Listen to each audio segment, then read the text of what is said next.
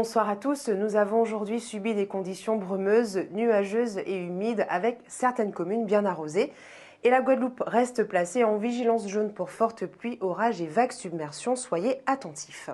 Sur l'image satellite de ce soir, on s'intéresse principalement à la tempête tropicale Brett sur l'arc des Petites Antilles.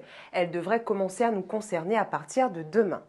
Mais en attendant, le temps est clément en soirée et nuit prochaine sur nos îles, toujours dans une atmosphère brumeuse, et rares seront les averses. Les minimales au petit matin seront de 25 degrés. La tempête tropicale Brett s'approche de l'arc des Petites Antilles dès demain.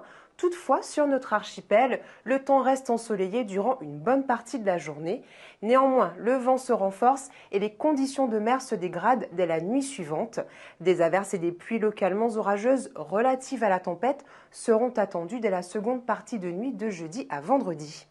Du côté des îles du Nord, le ciel reste assez clément, les averses sont rares et la brume persiste.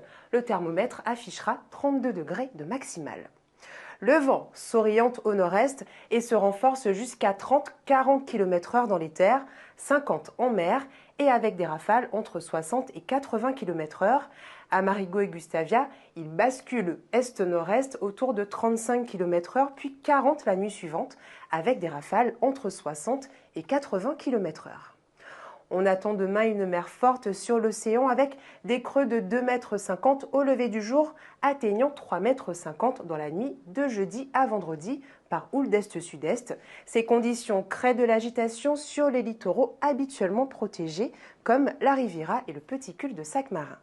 Sur les îles du Nord, la mer est agitée par houle d'est avec des creux de 2 mètres avant de devenir forte là aussi dans la nuit de jeudi à vendredi autour de 2,50 m.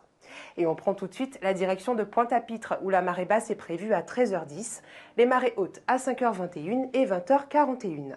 À Saint-Martin, la marée basse sera à 15h37, la marée haute à 23h56. Les premiers rayons du soleil nous feront honneur dès 5h35 pour disparaître ensuite à 18h40. Vendredi, sans surprise, les conditions s'annoncent dégradées avec des pluies abondantes et orageuses. La menace s'éloigne ensuite au cours de la nuit de vendredi à samedi avec l'arrivée d'un air plus sec et brumeux. Vent et mer se calment aussi rapidement en retrouvant des valeurs plus habituelles. Les mêmes conditions sont prévues pour Saint-Barth et Saint-Martin.